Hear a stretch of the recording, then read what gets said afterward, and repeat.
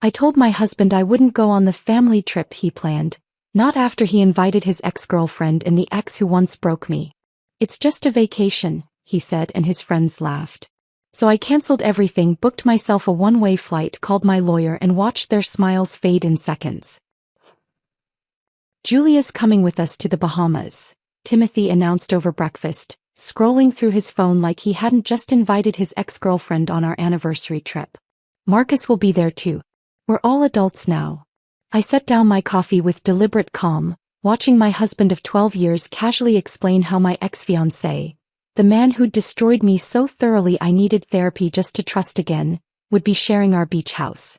Timothy's poker buddies sat around our living room, actually applauding his emotional maturity, while I stood there holding their beer refills, realizing this wasn't spontaneous.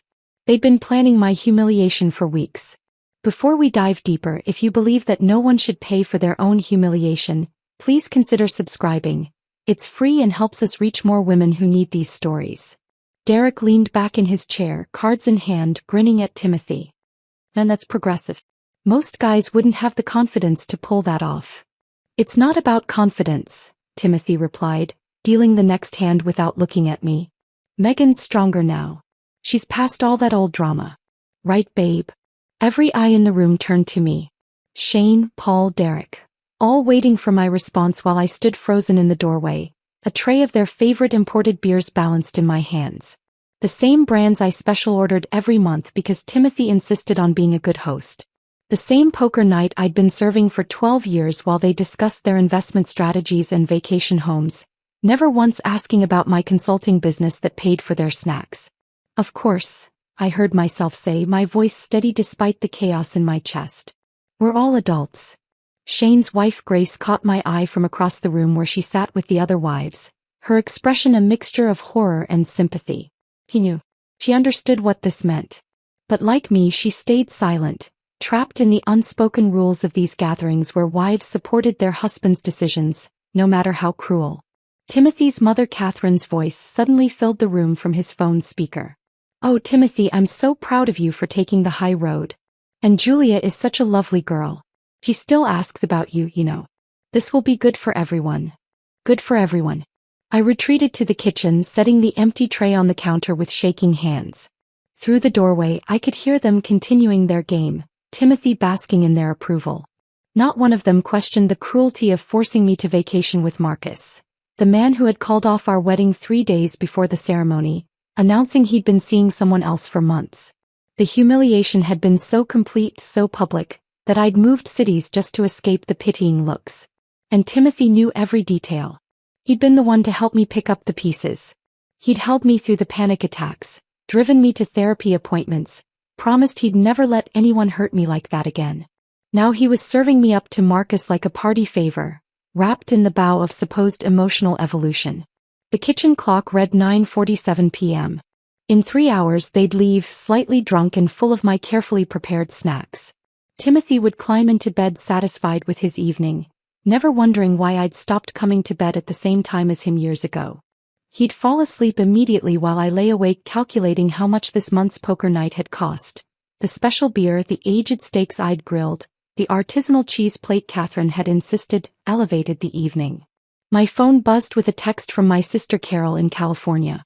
How's your evening? She always checked in during poker nights, knowing how much I dreaded them.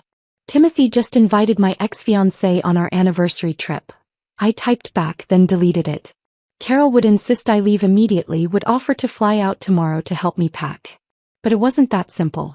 Nothing ever was when you'd spent 12 years weaving your life so tightly with someone else's that you couldn't tell where you ended and they began. Instead I typed, the usual, and hit send. From the living room I heard Timothy's voice rise above the others. The beach house has 6 bedrooms, so everyone will be comfortable. I've already put the deposit down. 25 grand for the week, but split between everyone it's reasonable. Split between everyone. Except I knew how Timothy's math worked. Julia wouldn't pay, she was a guest. Marcus would conveniently forget to transfer his share. Catherine would claim poverty despite her healthy retirement account.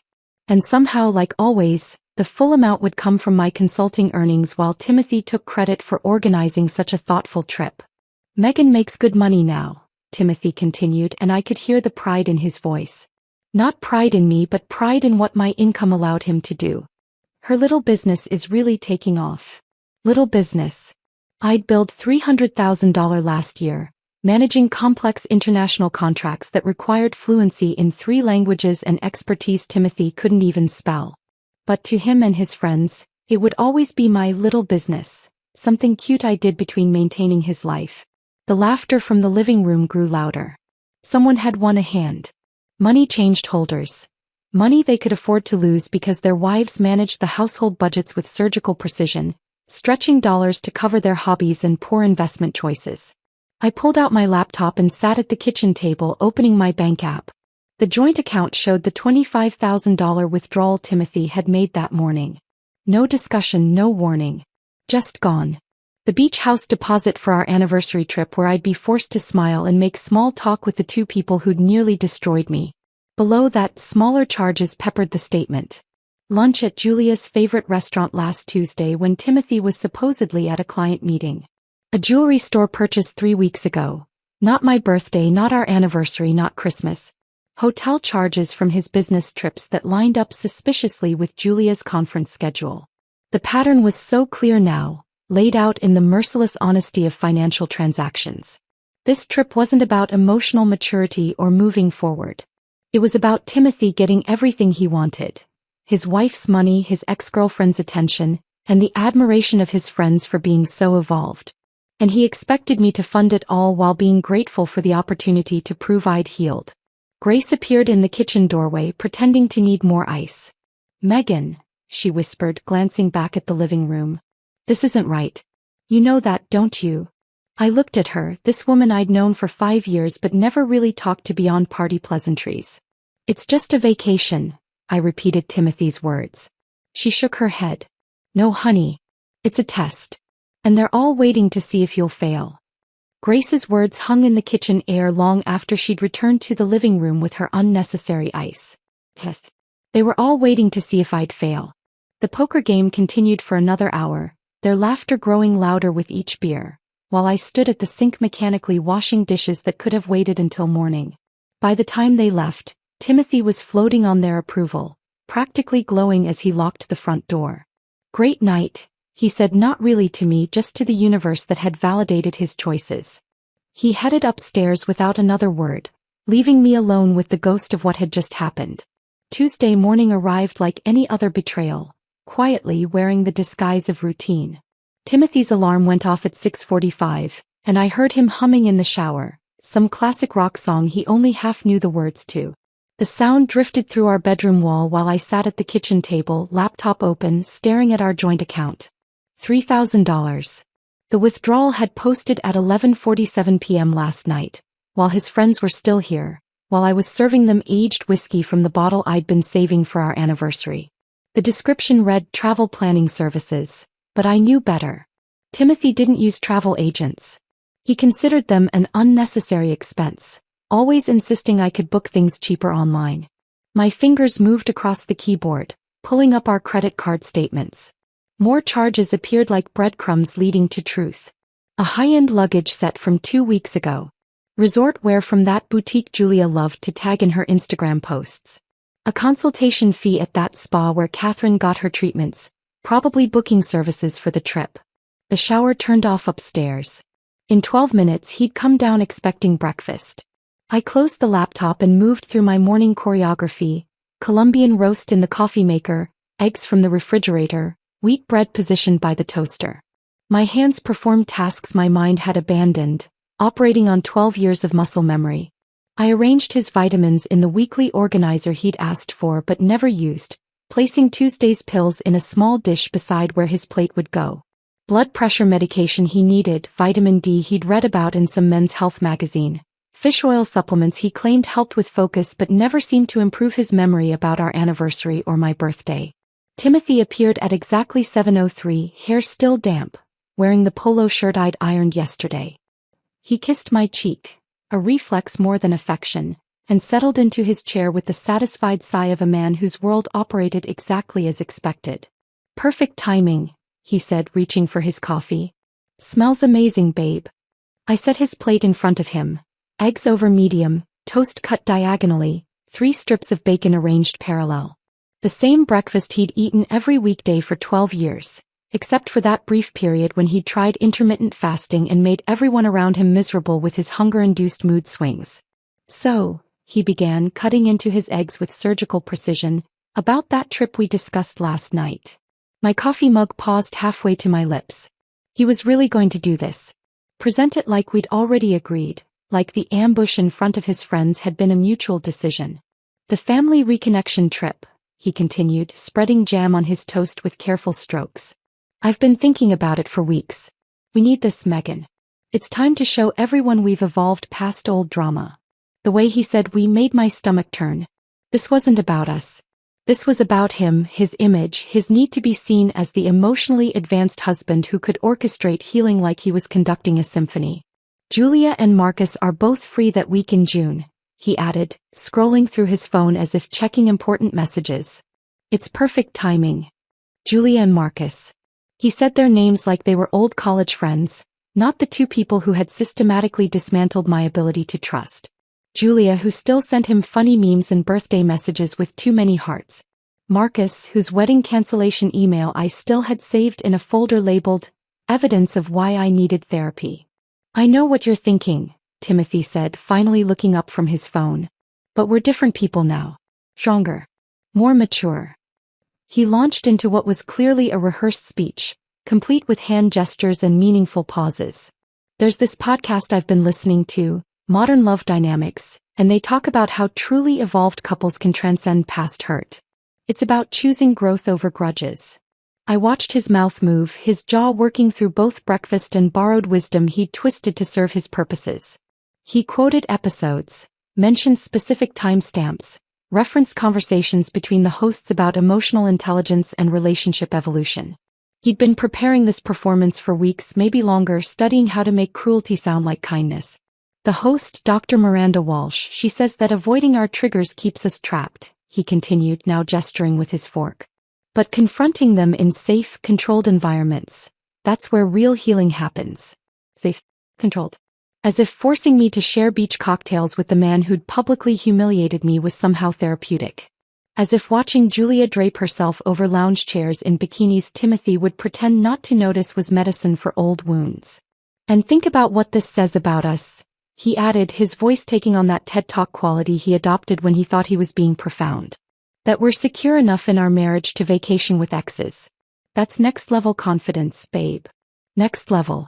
Everything with Timothy had levels, like life was a video game where collecting enough emotional maturity points unlocked special achievements. He wanted to unlock Progressive Husband, while I paid for the expansion pack. Catherine thinks it's brilliant, he added, as if his mother's opinion was the ultimate validation. She says it shows we're not threatened by the past. I finally spoke, my voice surprisingly steady. And what does Julia think? Timothy's face brightened like I'd finally joined his team. She's thrilled. She says it's so refreshing to find people who don't let history define them. Of course she was thrilled. She got a free vacation and proximity to the man she'd never quite let go of, all wrapped in the disguise of emotional evolution. And Marcus? I asked, each syllable careful. He's interested in moving forward too, Timothy said, returning to his eggs. He mentioned something about closure. Closure. The word sat between us like an uninvited guest. Marcus had closed things pretty definitively when he sent that email 3 days before our wedding, when 200 guests had to be uninformed, when I had to return a dress I'd dreamed about since I was 12. This is therapeutic, I heard myself say, the words coming from some distant place where women agreed to their own destruction. Timothy beamed, reaching across the table to squeeze my hand. I knew you'd understand. You're so much stronger than you were back then. He returned to scrolling his phone, satisfied with my compliance, already moving on to whatever occupied his mind next. Sports scores, probably, or checking if Derek had responded to some group text about their fantasy football league. Under the table, hidden from his view, I typed a single word to Carol. Emergency. My phone buzzed immediately with Carol's response, but I couldn't check it. Timothy had already moved on to discussing logistics, completely oblivious to the earthquake he'd just triggered in my chest. He was talking about rental cars and restaurant reservations while I sat there, outwardly calm, inwardly calculating the timeline of my own unraveling. That evening arrived with its usual cast of characters. Timothy's poker night had become as predictable as a sitcom rerun, except tonight the script had changed. Derek arrived first as always, carrying his lucky poker chips in a leather case that cost more than most people's rent. Shane and Paul followed, already debating some sports statistic that neither could prove but both would die defending. I'd prepared their usual spread: imported cheeses, crackers arranged in perfect fans, olives that cost $28 a jar because Timothy insisted on maintaining appearances. The dining room table was already set with the good poker chips, the ones Timothy had bought with my year-end bonus, claiming they were an investment in his networking. "Gentlemen," Timothy announced as they settled in, his voice carrying that particular tone men adopt when they're about to say something they think is revolutionary. "Before we start, I want to share something extraordinary." I stood in the doorway between the kitchen and dining room, holding a tray of their drinks, already knowing what was coming. Timothy's need for an audience was as predictable as his breakfast order. "Remember that trip I mentioned? The Bahamas." He paused for effect, shuffling cards with practiced ease. "I've invited Julia and Marcus to join us." The room went silent for exactly 2 seconds. Then Derek's face split into a grin that made my skin crawl. He actually stood up, reached across the table and high-fived Timothy with the enthusiasm of a frat boy celebrating a conquest. "Bro, that's brave," Derek said, settling back into his chair. "Testing boundaries like that? Most men wouldn't have the balls." Paul laughed, already reaching for his scotch. "Wait, Julia as in your ex? And Marcus as in?"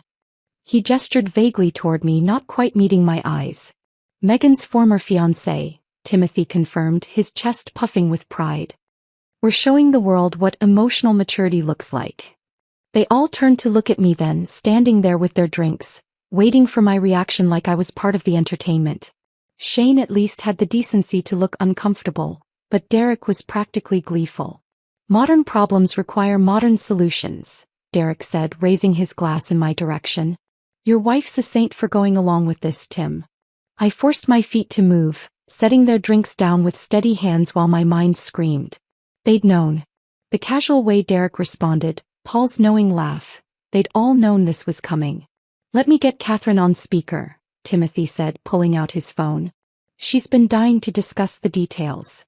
His mother's voice filled the room before I could escape to the kitchen. "Timothy, darling, have you told Megan about the wonderful plan?" "Just did, Mom. She's being very mature about it." "Oh, I knew she would be."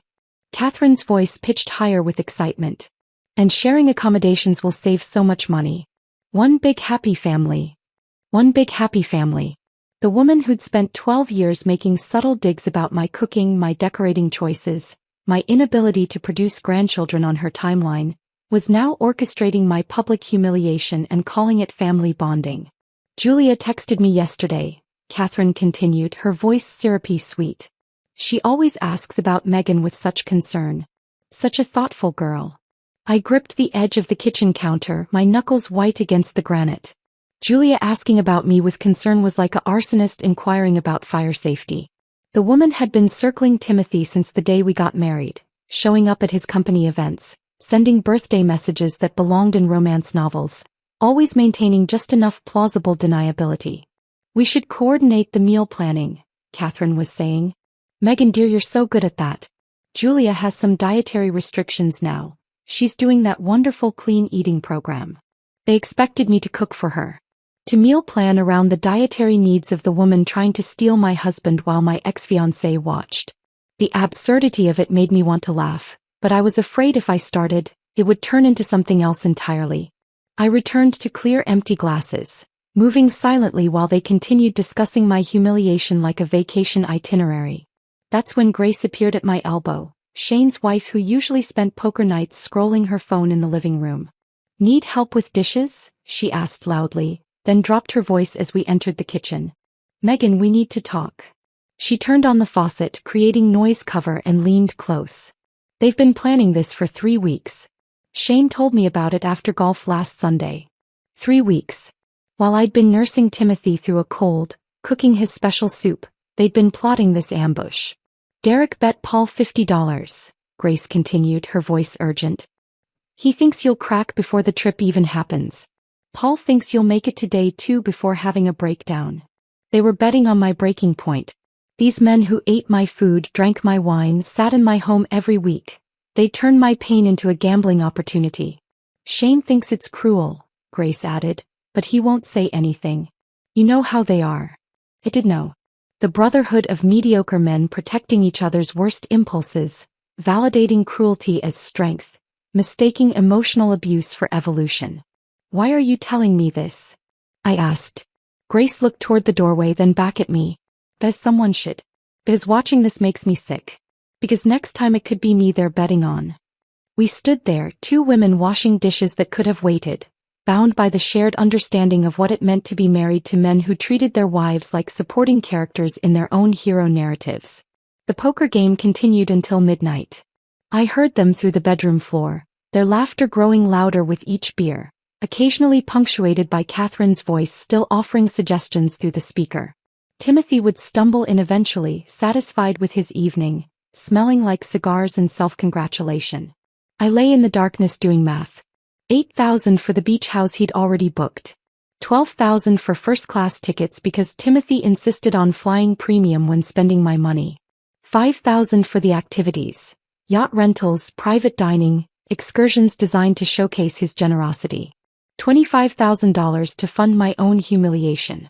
That's what my 12 years of loyalty, support, and financial provision had earned me.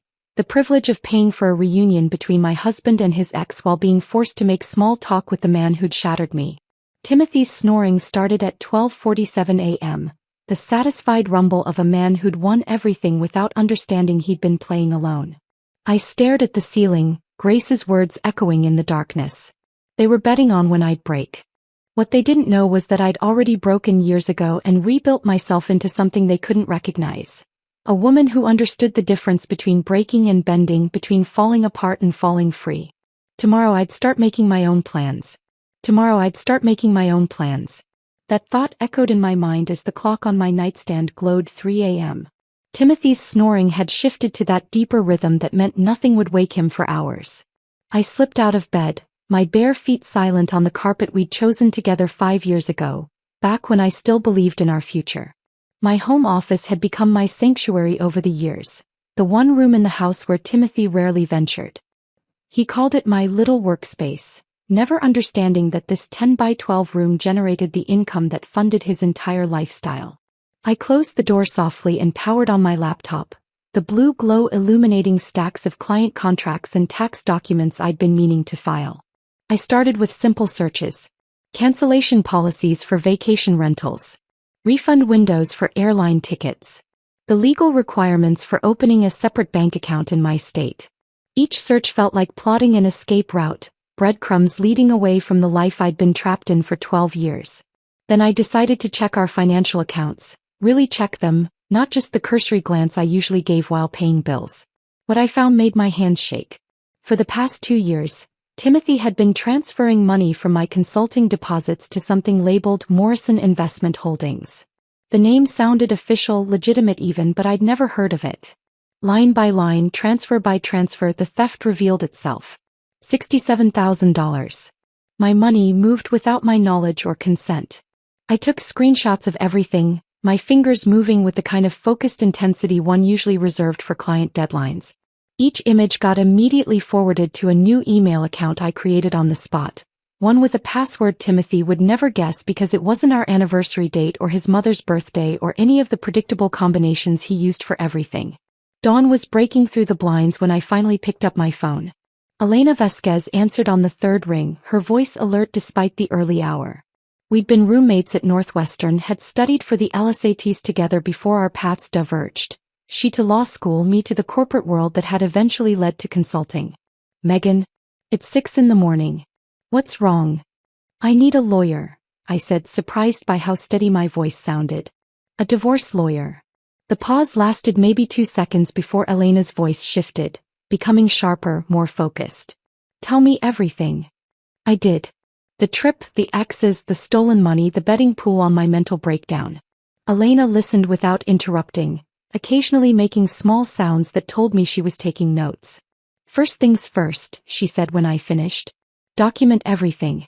Every text, every email, every financial transaction. Forward it all to a new email account he doesn't know exists. I need you to open a separate bank account today, not tomorrow, today. Move your consulting payments there immediately. Can I do that? Legally. It's your money from your business. You're protecting your assets. Megan, from what you're telling me, this is financial abuse. The X situation is emotional abuse. I can have divorce papers drawn up within 48 hours. That fast? For you? I'll have them ready in 24. But first, protect yourself financially. Visit multiple banks if you need to. Get your important documents somewhere safe. And Megan? Check for hidden credit cards. Men like Timothy always have hidden credit cards. After we hung up, I sat in my office watching the sun rise fully, painting the walls gold. Timothy would be up in an hour, expecting his breakfast, his routine, his perfectly controlled world. Let him have one more normal morning. I had work to do. His softball practice started at 10 every Saturday. He'd leave by 9:30, giving me a 3-hour window. I made his breakfast as usual, smiled when he kissed my cheek, even reminded him about his sports drink in the refrigerator. He left whistling, gym bag slung over his shoulder, completely unaware that his wife had declared war. My first stop was Chase Bank, where our joint accounts lived. The personal banker, a young woman named Adriana, didn't question why I needed to withdraw my business funds and close my business checking account. She'd seen this before, her eyes holding that particular combination of sympathy and solidarity that women share in these moments. Next was Bank of America, where I opened new accounts in my name only. Checking, savings, a safety deposit box for my grandmother's jewelry that had been sitting in our shared box for years. My grandmother's pearl necklace, her wedding ring, the emerald earrings she'd left me, all relocated to a space Timothy couldn't access. The third stop was supposed to be quick, just retrieving some investment documents from our Wells Fargo safety deposit box. That's where I found it. A credit card statement addressed to Timothy at his office, an account I'd never seen before. $18,000 in charges over the past year. Restaurants I'd never been to, hotels in cities he'd supposedly visited for business. Charges that lined up with disturbing precision to Julia's Instagram posts. That conference in Miami last March? Julia had posted beach sunset photos the same weekend. The client dinner in Chicago? Julia had tagged herself at the exact same steakhouse. I photographed every page, every charge, every corresponding social media post I could find on my phone. Elena would want this evidence. The financial infidelity was almost worse than the emotional kind. At least affairs of the heart didn't come with interest rates. By the time I got home, it was 1 in the afternoon. Timothy had texted about dinner plans with his parents, something about celebrating the trip planning. I sat at my laptop and began the cancellations. Each one required a different approach, a different excuse. The beach house. I'm so sorry, but we've had a family emergency. My mother-in-law has had a serious health event. The irony of using Catherine as an excuse made me smile. The airline tickets. Unfortunately, we have a medical situation that prevents us from traveling. Not a lie. My mental health definitely qualified as a medical situation. The yacht rental. We're concerned about weather conditions that week and need to cancel. The only storm brewing was the one Timothy hadn't seen coming. Each cancellation generated a confirmation email, a digital receipt of my revolution. I forwarded them all to Elena, who responded with a simple thumbs-up emoji and keep going. The private dining reservations were almost too easy to cancel. The restaurant manager was so apologetic about our family emergency that he offered to waive the cancellation fee.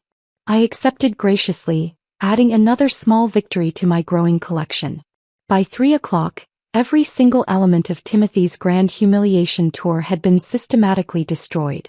$25,000 in reservations canceled. Some with fees, some without, but all gone. The money that had already been charged would be tied up in refund processing for weeks, and Timothy's carefully orchestrated timeline would collapse. I sat back in my desk chair looking at the email chain between Elena and me. 43 emails in one day. 43 steps toward freedom. My phone buzzed with another text from Timothy about dinner. Mom's made reservations at La Bernardine. 7 p.m. Wear that blue dress I like. The blue dress he liked. The one that made me look presentable for his mother. The one I'd worn to every family function for 3 years because Catherine had once complimented it and Timothy decided it was therefore the only appropriate outfit for family gatherings. I texted back a simple, okay, and returned to my computer. There was still work to do, plans to make, a future to build that didn't include Timothy Morrison or his toxic family or their betting pools on my sanity. The revolution had started at 3 in the morning with a simple Google search. By 3 in the afternoon it was well underway. The blue dress hung in my closet like a costume for a play I no longer wanted to perform in. I pulled it out, held it against myself in the mirror, then deliberately hung it back. Tonight required armor, not appeasement. I selected my charcoal business suit instead, the one Timothy said made me look too serious, the one I'd worn to land the Hamilton Industries contract. If I was going to detonate my marriage at La Bernardine, I'd do it dressed for war, not submission. Sunday morning arrived with deceptive calm. I'd been awake since 4, sitting in the kitchen with my laptop, watching the refund confirmations roll in from yesterday's cancellations. Each email was another brick removed from the prison Timothy had built around me. By 5:30, I'd arranged the evidence across our kitchen table with the precision of a prosecutor preparing for trial. Bank statements showing the theft. Credit card bills revealing the affair. Screenshots of Julia's Instagram posts that coincided with Timothy's business trips.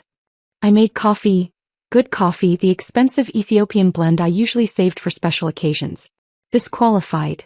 I sat at the head of the table for the first time in 12 years, claiming the seat Timothy always occupied, and waited. The morning sun crept across the papers, illuminating 12 years of financial abuse in harsh detail. Timothy appeared at 7:15 earlier than usual for a Sunday.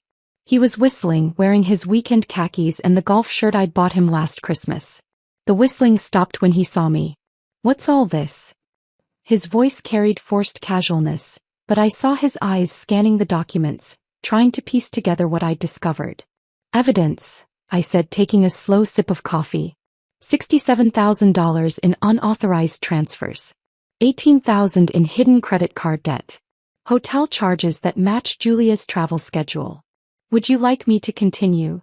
His face went through a transformation that would have been fascinating if it weren't so pathetic. Confusion melted into understanding, understanding hardened into anger, and anger twisted into that particular brand of condescension he wielded when cornered.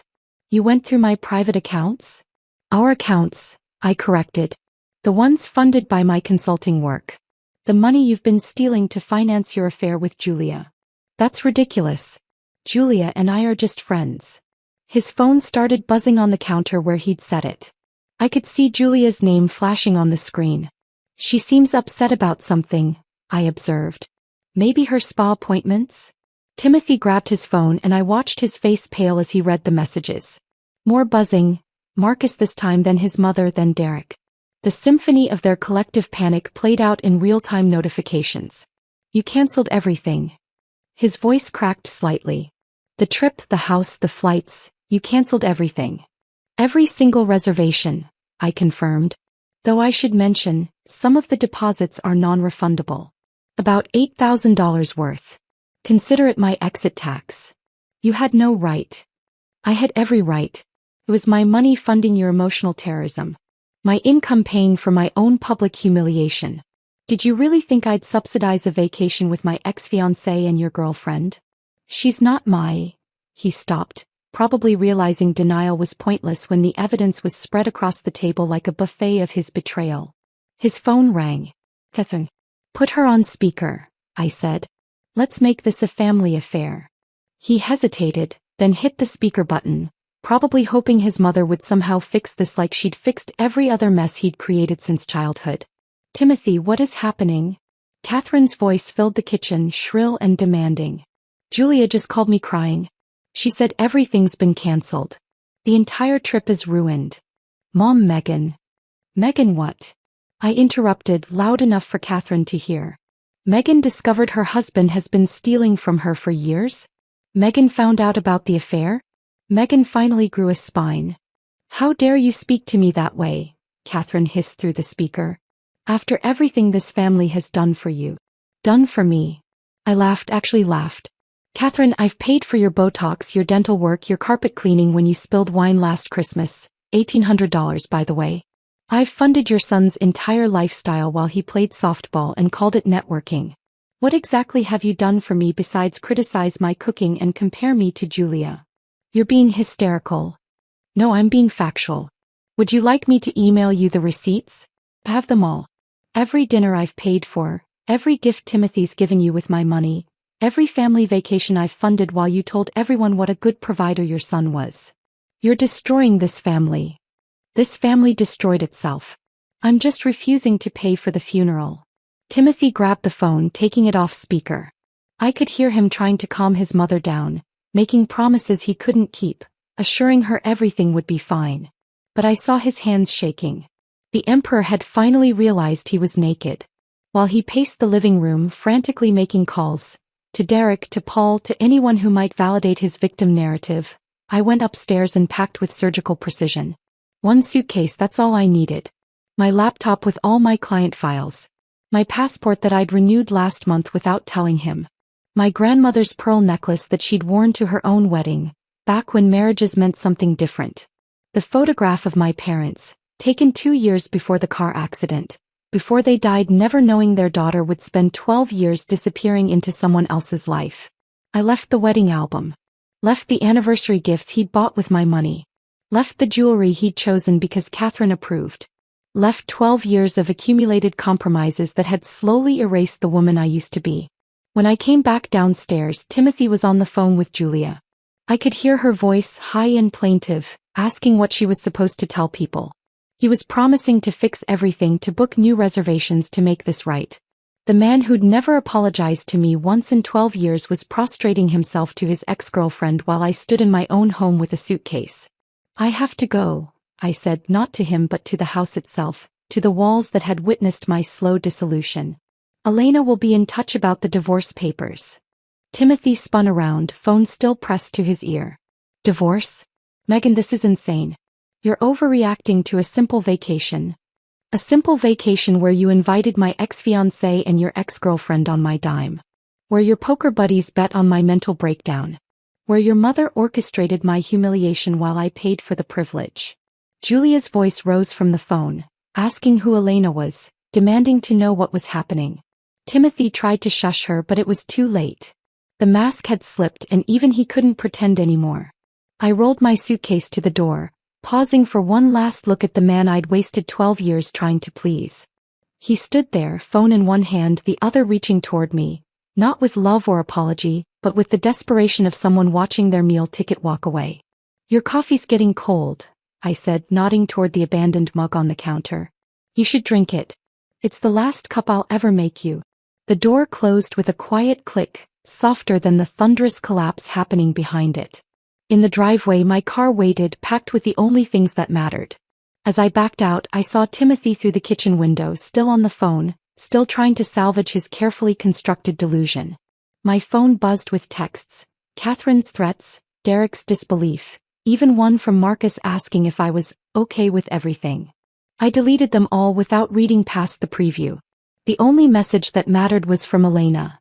Papers ready. Barcelona office has an opening. New beginnings await. The drive to the airport stretched before me like a corridor between two lives. Behind me, 12 years of compromise and diminishment. Ahead, something I couldn't quite name yet but felt in my bones. Freedom, perhaps, or at least the possibility of it. My phone sat in the cup holder, buzzing relentlessly with messages I had no intention of reading. Each vibration was another desperate attempt to pull me back into the chaos I'd just escaped. The parking garage at JFK felt like a sanctuary. I chose long-term parking, the 7-day minimum that would turn into something much longer. As I pulled my single suitcase from the trunk, my phone buzzed again. This time I looked. Grace. Shane's wife had sent something labeled, "You need to see this." I opened it while walking toward the terminal. Screenshots filled my screen. The poker group's text chain, something called Timothy Support Squad, that they'd apparently created after I'd left. The messages made my stomach turn but also strangely made me smile. Derek had written, "She's probably off her meds. Timothy dodged a bullet if she's this unstable." Paul's contribution was somehow worse. "Bro needs to put his foot down. Can't let a woman control the finances anyway." But it was Shane's message that surprised me. Maybe she has a point about the ex thing being weird. Immediately followed by Derek and Paul mocking him for being whipped. I forwarded everything to Elena with a simple note. More evidence. These are his character witnesses. Her response was immediate. Perfect. Keep them coming. Judge loves seeing the support system. The security line moved slowly, giving me time to notice things I'd ignored on every previous trip. The couples around me, some holding hands, others barely speaking. The solo travelers like me, some looking anxious, others relieved. I wondered which category I fit into. Maybe both. My phone buzzed again. Julia this time. The first message dripped with fake concern. Megan, I heard what happened. Are you okay? This seems like such an extreme reaction. I'm worried about your emotional state. I almost laughed out loud. Julia, worried about my emotional state. The woman who'd been circling my marriage like a vulture for years was suddenly concerned about my well-being. Her next message came 30 seconds later, the mask slipping. This is incredibly selfish. Do you have any idea how many people you've inconvenienced? The third message arrived as I reached the gate area. Fine. You want honesty? I already told everyone we were rekindling things during the trip. Timothy promised me. He said you were basically separated anyway, that you were just roommates. He said you wouldn't care. There was the admission I hadn't even known I needed. I screenshotted everything and forwarded it to Elena with the subject line, Exhibit A, Conspiracy to Commit Adultery. Elena's response included a laughing emoji followed by, You're making my job easy. Keep documenting. The gate agent called for business class boarding. For 12 years, I'd watched Timothy book himself business class for his important trips while insisting we should save money by flying economy. Today I'd spent the extra $1,000 without hesitation. My money. My choice. My comfort for once. Champagne. The flight attendant smiled warmly as I settled into the wide leather seat. Absolutely, I said, accepting the crystal flute. The bubbles rose to the surface like tiny celebrations. I lifted the glass slightly, toasting silently to the woman I was about to become, whoever she might be. The plane filled around me. Families with children, business travelers with their laptops already out, couples heading to romantic getaways. Everyone moving toward something. I was moving away from something which felt just as important. As we climbed to cruising altitude, I pulled out my phone one last time. There were 47 unread messages now. Timothy, Catherine, Derek, Paul, even Marcus had joined the chaos. I ignored them all and opened a new message to Timothy. It was time to end this properly. Timothy, I began typing carefully. By now you've discovered the extent of what I know. The $67,000 you stole. The credit cards you hid. The hotels that match Julia's travel schedule perfectly. But here's what you don't know. Marcus contacted me last week. He wanted to discuss starting fresh during the trip. He actually used the phrase, Timothy said you'd be receptive. Your own conspiracy turned against you. I continued, each word deliberate. Your poker buddies are right now discussing whether I'm mentally unstable. Derek thinks I'm off medication. Paul thinks you should have controlled me better. These are your character witnesses. These are the men you chose over your wife. The final paragraph came easily. I'm not asking for your understanding or your apology. I'm simply informing you that Elena Vasquez will handle all future communication. The locks will be changed by the time you read this. Your belongings will be in the garage. Your mother can help you move them. After all, she always said you deserved better. Now you're free to find it.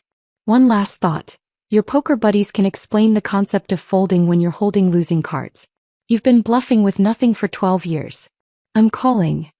I hit send, then immediately turned off my phone. Not airplane mode, completely off. The flight attendant returned with dinner menus and I chose the salmon, the expensive wine pairing. The dessert I actually wanted instead of the one Timothy would have suggested was more appropriate. Outside the window, the coastline disappeared as we headed over the Atlantic. Somewhere below, Timothy was probably calling emergency poker sessions, seeking validation from men who measured success by how well they controlled their wives. Julia was likely crafting social media posts about betrayal and disappointment, carefully cropping out the parts where she tried to steal another woman's husband. Catherine would be rallying her book club, painting me as the ungrateful wife who abandoned her perfect son. Let them. I had Elena building my case, Grace secretly documenting their meltdowns, And most importantly, I had a business class seat to Barcelona and the first glimpse of who I might be when I wasn't trying to be someone else's idea of perfect. The businessman next to me glanced over. Business or pleasure? Neither, I said, surprising myself with honesty. Escape. He raised his whiskey in understanding. The best trips usually are. The plane continued its journey through the night sky, carrying me away from everything I'd known and toward everything I might become. Below us, the ocean stretched endless and dark, like the future I was flying toward, unknown but infinite with possibility. For the first time in 12 years, that didn't terrify me. It thrilled me. The Mediterranean sun transformed ordinary moments into small miracles. 3 weeks had passed since my plane touched down in Barcelona, and I'd discovered that freedom had a taste: bitter orange marmalade on fresh bread, strong coffee that didn't require Timothy's temperature specifications, and the salt air that drifted inland from the port. I sat at Café Del Mar, my laptop open to Elena's latest email, feeling the weight of the past lifting with each word I read. The judge was particularly unimpressed with Catherine's voicemail. Elena had written, "Calling you a gold digger while simultaneously admitting she knew Timothy was siphoning your consulting income was, in the judge's words, remarkably self-incriminating. Also, both Julia and Marcus have been subpoenaed as witnesses. Julia's text admissions about rekindling things are being treated as evidence of conspiracy to defraud marital assets." Below Elena's update, my screen showed 3 new contract proposals. Word had somehow spread through the international consulting community. The American woman who'd walked away from financial abuse had become something of a cause célèbre. Companies wanted to work with someone who understood reinvention, who could navigate complex transitions. My story of professional survival had become my strongest selling point. The waiter, Carlos, refilled my coffee without being asked. He'd learned my routine over these 3 weeks. Morning coffee, afternoon work session, evening wine when the sun painted the city gold. "You look happier today," he observed in accented English. "I am," I said, realizing it was true. Not the performed happiness I'd worn like armor for 12 years, but something genuine and unfamiliar. My phone buzzed with a message from Grace. She'd become my unexpected ally, a weekly chronicler of the aftermath I'd left behind. Her updates read like dispatches from a war zone where I'd been the only casualty who'd actually escaped. "Update from the home front," she'd written. "Poker night is officially dead." After the group chat screenshots went public during depositions, none of the wives will let their husbands associate with Timothy. Derek's in real trouble. Sarah found out he encouraged Timothy's behavior and moved to her mother's with the kids. She's filing for separation. The message continued with details that would have shocked me a month ago but now felt like inevitable dominoes falling. Catherine's being investigated for tax fraud. Turns out claiming $9,000 in Botox as home improvements on someone else's taxes is illegal. Who knew? Also, Shane finally grew a spine. Told everyone at the country club that he always thought Timothy was a parasite. Direct quote. I saved the messages to forward to Elena later, then scrolled through my phone to check something I'd been avoiding: social media. I hadn't posted anything since leaving, maintaining complete radio silence, but the internet had been busy without me. Julia's carefully curated image had crumbled spectacularly. Someone, probably one of her former friends, had leaked the screenshots of her admitting to pursuing Timothy. The comments under her latest post, a quote about authentic living, were brutal. "So authentic you tried to steal a married man?" One read. "Maybe live authentically single," suggested another. Marcus had fared no better. His new girlfriend had apparently discovered his planned reconciliation with me during Timothy's trip and dumped him via Instagram story. The story was gone now, but Grace had screenshotted it. A picture of Marcus's belongings in trash bags with the caption, "Taking out the garbage." The most satisfying update came from Timothy's softball league. The treasurer position he'd held for 5 years, the one that gave him access to team funds I'd been unknowingly replenishing, had been revoked after an audit revealed discrepancies. Those discrepancies matched exactly the amount he'd claimed as team expenses on our taxes. The league's Facebook page had a terse announcement about maintaining financial integrity that everyone knew was about him. "Senora Morrison?" I looked up to find a well-dressed woman standing beside my table. She was perhaps 50, with silver streaking through dark hair and an air of quiet authority. Just Megan, I corrected. Morrison is my ex-husband's name. She smiled. Of course. Megan then. I'm Isabella Ruiz. I believe we have mutual connections in the consulting world. May I? She gestured to the empty chair. Isabella, as it turned out, was a venture capitalist who specialized in funding women-led consulting firms. She'd heard about my work through 3 separate clients, all of whom had mentioned the American consultant who'd arrived in Barcelona with nothing but expertise and determination. I invest in stories, Isabella said over her quart adieu. Not just business plans or profit projections but the stories behind them. Yours is particularly compelling. Because I ran away from my marriage? Because you recognized your worth beyond someone else's definition of it, she corrected. That kind of clarity is rare. It suggests an ability to see through complexity to find simple truths. That's invaluable in consulting. We talked for 2 hours. Not about my past but about my future. About the possibility of building something larger than solo consulting. About contracts with European firms looking for American market insights. By the time we finished, she'd offered me not just a contract but a partnership. A consulting firm focused on helping women navigate professional transitions. The contract would guarantee you more than you made in the last 3 years combined, she said, sliding a proposal across the table. But more importantly, it would give you equity. No one could ever take it from you. I looked at the number, then at the sunset beginning to paint the cafe in warm light. 3 years of funding Timothy's lifestyle, compressed into 1 year of funding my own future. I'll need to review this with my attorney, I said, though I already knew my answer. The one handling your divorce. Elena Vasquez? He's excellent. We've worked together before. Isabella stood, leaving her business card.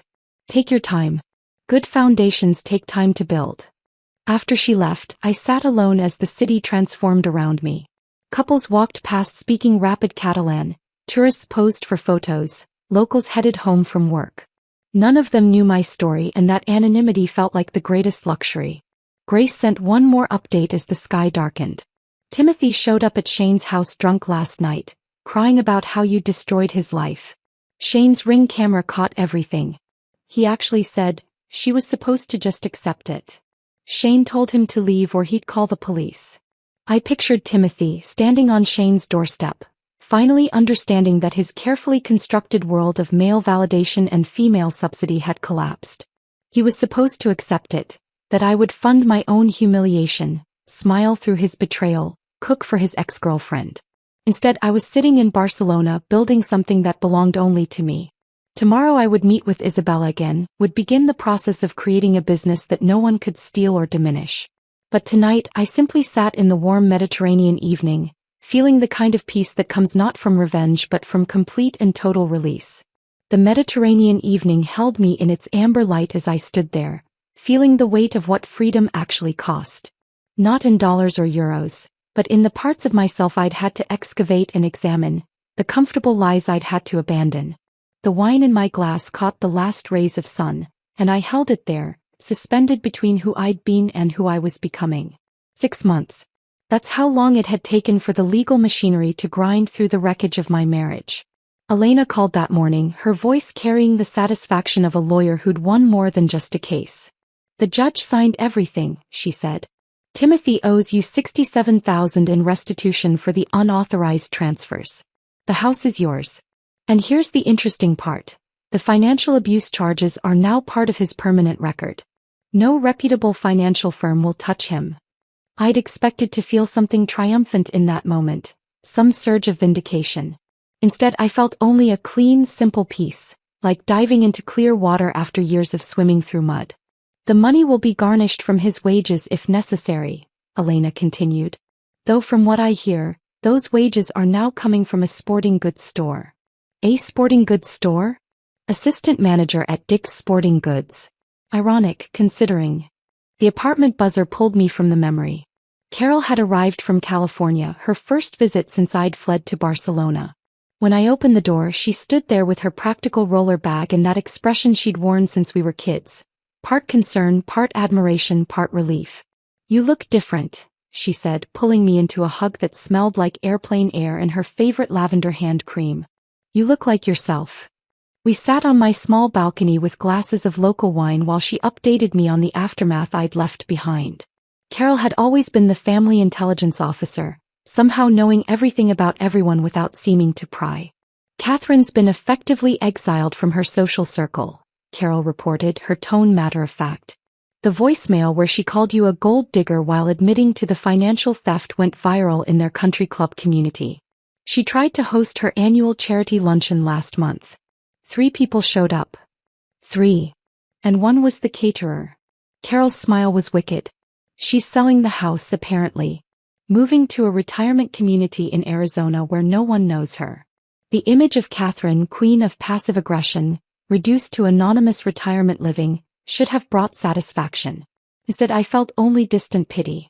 She'd built her entire identity on her son's success, never realizing she'd constructed it on a foundation of other people's money. And Julia? I asked, though I wasn't sure I cared about the answer.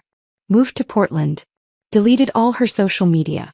My friend Rachel saw her working at a wellness center, teaching yoga to people who don't know she tried to steal someone's husband while pretending to be enlightened.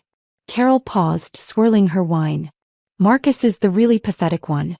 His reputation in business is completely shot. The court documents were public record. Everyone knows he tried to use your ex-husband's invitation to manipulate you. Last I heard, he was living with his mother, working remotely for some startup that doesn't Google its employees. And Timothy? Carol's expression shifted to something between disgust and pity. Living in Paul's basement. Derek won't speak to him after his wife left. Apparently the divorce is brutal. Shane actually testified against Timothy in your case, said he'd witnessed years of financial manipulation. And Timothy? She shook her head. He tells anyone who'll listen that you destroyed him over nothing. Over a simple vacation dispute. A simple vacation dispute. Even now he couldn't admit what he'd done. There's something else, Carol said, pulling out her phone. Someone sent you an email through me. Timothy's younger brother, Dylan.